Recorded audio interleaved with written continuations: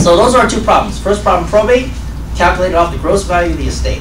Okay, ballpark figure: if you own $1 million house, your probate fee is going to be about $50,000. The problem is that the house is in your name. Okay, take everything out of your name is the key. Second problem, estate tax, 50 cents on every dollar over $1 million. The problem is men always die first and give all their money to their wives and make the wife double rich.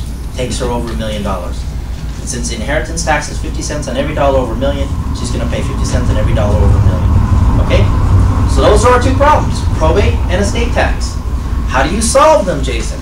Living trust. Living trust. Okay? How does a living trust solve our problems? Well, it solves our two problems as follows. Problem number one, probate. As you recall, problem number one was a problem. Probate was a problem because you died with all the assets in your name. Well, if you could die without the assets in your name, there would be no probate. So what you do is, while you're alive, you go to a lawyer like myself, you open a box. The box is called a living trust. Okay? So when you guys do all these escrow closings and it's held in a trust, that's what that is. Okay? It's held in a living trust. You take the assets out of your name, you put them into the box's name while you're alive. Okay? So at the end of your life, the box holds everything. There's nothing over here in your name. Nothing. You see? The box is not subject to probate. Your kids come up to me. They say, you wrote my mother's and father's will and trust. God bless their soul. They died. Give me my money.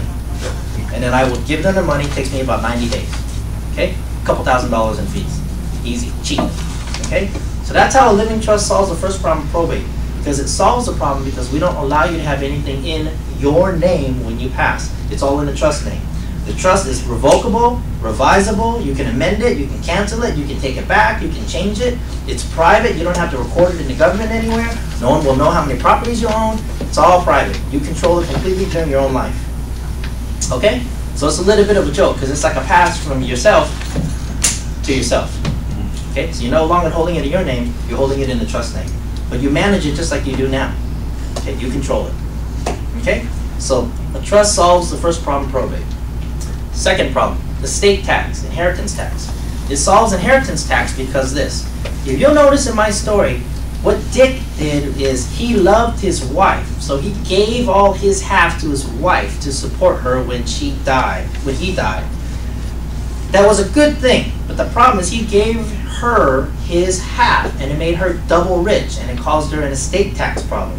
What he should have done is this. He should have said, if I die first, take my half, put it in a special account that she can live off of, but it's not in her name. It's in a special account. So she can live off it like it's hers. So she has her $750, she has another $750 in a special account, and she can live off the $1.5 million, but the husband's half is in a special account and on paper it's not hers.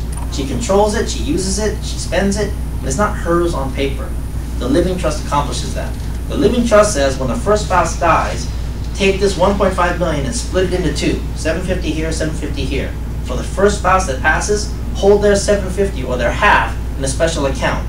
The surviving spouse can dip into that account, control it, do anything they want with it, for the most part, and live off of it, but it's not hers on paper. Okay? So for the rest of her life, she has two accounts. Her own accounts, and then a special account with the husband's half. When she dies, each account, each side, gives the money away to the kids. So if there's two kids, they get one check from dad's side, two checks from dad's side, one to boy, one to girl. From mom's side, one to boy, one to girl. You see how that works? Because they're separate. And that way each side can be filled up to the million. So a living trust will allow a couple to give $1 million for the husband, $1 million for the wife, a total of $2 million, free of inheritance tax. If the couple's worth over $2 million, then they usually get something on top of the living trust, which is fancy and expensive. I talk to them individually.